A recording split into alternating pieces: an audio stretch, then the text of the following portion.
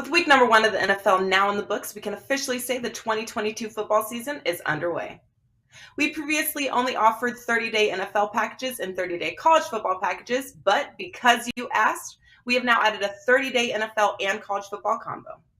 If you regularly buy the same handicapper week by week, not only will you save money, but more importantly, you will receive the selections immediately once they are released, allowing you to lock in the best available line and beat the line moves.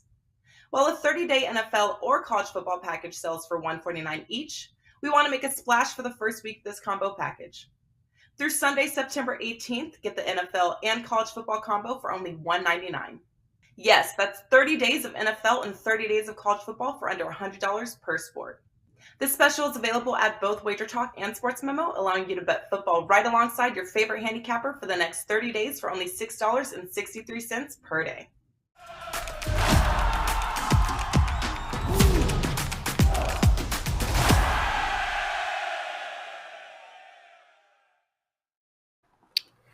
Welcome into First Pitch for Thursday, September 15th. I am Drew Martin, joined by Steve Merrill and Jimmy Adams of WagerTalk.com. We're breaking down 3 games on the slate. We got best bets at the end.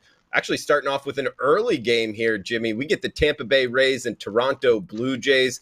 McClanahan versus Gausman, minus 130 as low as minus 127. That is the Blue Jays at home. Total of 7. Are you liking anything north of the border? I do, Drew. I'm going to have to take the Blue Jays here. I think this line's headed in the wrong direction. Obviously, Shane McClanahan's a great pitcher, but he's coming off the IL.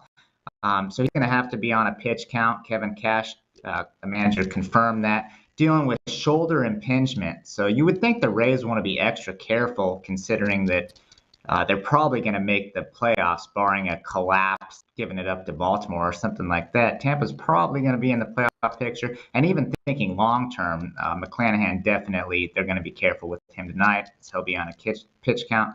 My clients know that I don't really like to bet on teams that are slumping, and the Rays have lost 5 of 6 and scored just 3 runs total in their last 2 games. Blue Jays have obviously won 3 of the first 4 of this series, and Kevin Gausman. Gausman has a great fastball split. When he's on, his splitter just drops right at the last second. It's very difficult for hitters to pick up on. He is in a bounce back spot. The Jays have won 7 of the past 8 times he's taken the mound. Gausman faced Tampa in early August, 8 innings pitched, just 1 hit, no runs, and 10 Ks. So price keeps coming down. I'm going to take a shot with the Blue Jays here tonight. Okay, yeah, looking towards the Jays here. Steve, actually, this game goes in about an hour. This is an early game. And the Blue Jays, I mean, Jimmy brought up, how the Rays have been struggling. The Jays, actually, the best record in baseball in the month of September, sitting at 11-3 so far this month, playing really good ball there. I like the Jays as well. How do you feel about this one? Yeah, I mean, Toronto's turned it on at the right time, correct? And it doesn't look like anyone's going to catch the Yankees. They're still, even with that best record in the month, they're still 6 games back in New York. Tampa is 7.5 back. More importantly, though, as Jimmy said, they're both fighting for the wild card spot. Toronto 1.5 up right now on the Rays. They're both in those 2 wild card positions. A couple other teams that could catch them. Seattle's 1 game up as well. And, that's pretty much it. I mean, it's everyone else in the Central is playing for the division title. So this should have a playoff atmosphere to it. And in any sport, when I see a playoff atmosphere, whether it be, baseball, NBA, basketball, we talk about the playoffs or lower scoring. I always look at the unders. And I think obviously with these 2 pitchers, you can make a case for the under in this game this afternoon on Thursday. Open 7.5. It has come down to that key number of 7, but it's holding steady. As long as we get 7 or more, I like under in this one this afternoon. Next game up, heading to South Florida here. We get the Marlins hosting the Phillies, Steve. 6:40 Eastern start. Pablo Lopez, Noah Syndergaard, minus $1.25. That's the Phils as the road favorite. 7.5. You liking anything in the fish tank, Steve? Your Miami Marlins have been eliminated from the division, and they're 20 games back of the wild card, Drew, so there's still hope there. But Phillies 2.5 up, Braves 10 up for the wild card. But, of course, the Braves and Mets only a half a game apart for that division title, and that is very important, as I've talked about, because with the new playoff format, the top 2 division winners, which will be the Dodgers and the NL East winner, get that bye to the next divisional round. They don't have to play in the wild card round. Philly is 8 back of the division, so they're playing to hold on to that wild card spot.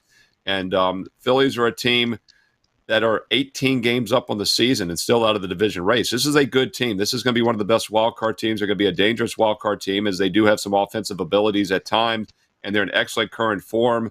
As you know, the Marlins just playing out the stretch. We often see a bump with some of these bad teams in September. They call up the youth, but that has not been the case for Miami. And the problem's been offense. They just can't hit the ball. They had a little bit of a back-to-back wins a week ago when they put up 6 runs in each game, but they have struggled since, losing 5 of their last 6, and they have scored 3 runs or less in 5 of those 6 games. You know, their overall offensive numbers are misleading because their 3 wins during this losing span have been 6 runs or more, including a 10-run win, but they've lost the other 5 games on each side. Philly's the only way I would play this one tonight. You know, Jimmy, Steve brings up the 10 runs the Marlins put up. I believe it was the first – they went 80 games without scoring double digits in one game. It was like the longest stretch in like well over a decade in Major League Baseball. It speaks towards – you know, how inept this offense is in South Florida. Pitching's all right, but you got to be able to score, man. And Steve said, hey, they still have a chance in the wild card. As a Marlins fan, that is well under the bridge. We're already looking towards 2023, man. However, plus price, Pablo Lopez on the hill, does it interest you at all? I'm going to look to the total. So, yeah, the lack of run scoring was the first point I wanted to touch on here. Marlins offense has been horrific. They've scored 3 fewer in 37 of their past 43 games. I mean, it's getting out of control here. I mean, I don't know what we're doing at the plate. Things haven't been any better in their series with the Phillies. They've scored just 1 run in each game, and they've lost 5 of 6. Pablo Lopez, a pretty good pitcher. He's in a bounce back spot after getting rocked for 8 earned and just 3.2 against the Mets last time out. But Lopez pitched well this season for the most part. He has faced the Phillies just 1 year. It came back in April, and it was a gem. No runs in 5.1 innings of work, a game the Marlins won 7-1.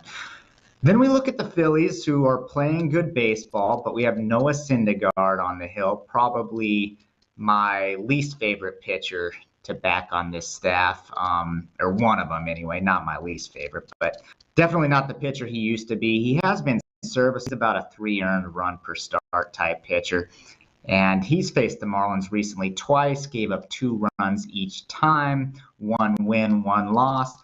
I'm going to look to the under. The under is 5-0-2 in Syndergaard's last 7 starts versus a team with a losing record, and probably no Rhys Hoskins. He was hit in the hand by a pitch yesterday, so the total is a little low, but I am going to lean to the under in this game, Drew.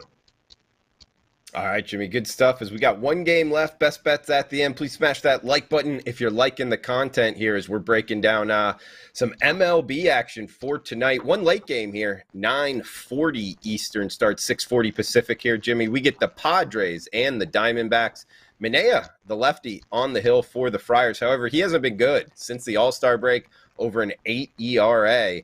This is the start of a 4-game series, minus 160-ish price tag. That is the Padres as the road favorite. 9 the total. You liking anything in the desert tonight, Jimmy? I do. I'm going to take a shot with the D-backs and this young prospect. D-backs struggling as their offense is having a tough time scoring right now. They were shut out in the first 2 games against the Dodgers. Got the win yesterday on a run as they win in extra innings. So they're happy to put that series with LA in the past. But I think Dre Jemison's in for a strong debut. Jamison was just called up from AAA Reno. He was the 34th overall pick in the 2019 draft. For me, he's a high ceiling, low floor type guy. And what I mean by that is he's either going to be really good or he's probably not going to make it in the league because he's got pretty good stuff. He started the year strong in Double A. Then Reno, the numbers were not that good in Reno. I'm well aware of that. But he has a high velocity fastball, usually around 97. He can hit 100 in the spring, but he's going to hover around 97. He's got a good slider and a good sinker. Padres have dropped 3 of 4. They're not exactly swinging the bats well right now either. Sean Manaea, you mentioned his struggles, Drew.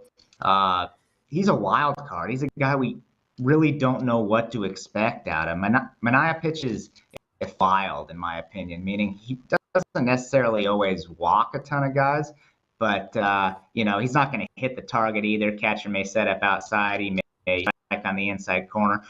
He's not a guy that I'm particularly looking to back. Juan Soto currently in a 3 for 44 slump over his last 14 games. He has not been what the Padres. They're not super thrilled with his performance. Let's just put it this way. Padres 0-5 in Manaea's last 5 road starts, and I'm going to take the D-backs in the first 5 because Arizona does not have a very good bullpen. Strong start out of Jameson, D-backs first 5 plus money. Okay, and Steve, coming to you next. Do you like anything in Arizona tonight? I like maiden starters. These are guys that usually perform well, and there's a few reasons. First of all, often they're talented, and as Jimmy said, this guy is one of the top pitching prospects in baseball. I think he's 5th overall right now in MLB for pitching prospects. He can throw up to 97 at times. Also because the opposing teams aren't familiar with him. So, the later they go in the game, they'll get second, third at bats. So the first 5 inning play makes sense if you're looking at the under or the D-backs, as Jimmy said. My concern, though, with this game, the reason it's not a stronger play for me, is that Jameson did struggle in AAA Reno. He pitched well at but did not pitch well, which is, of course, more indicative of MLB. He had a 2.4 ERA in his AA starts. He started 4 games there. His 21 starts, 22 appearances, 6.95 ERA. That'd be like an 8 ERA in MLB. So lean towards the D-backs with the maiden starter, but not a situation I'm going to back as I just don't trust Jameson tonight. Shout out to Tori in the chat box. Thanks for joining us live.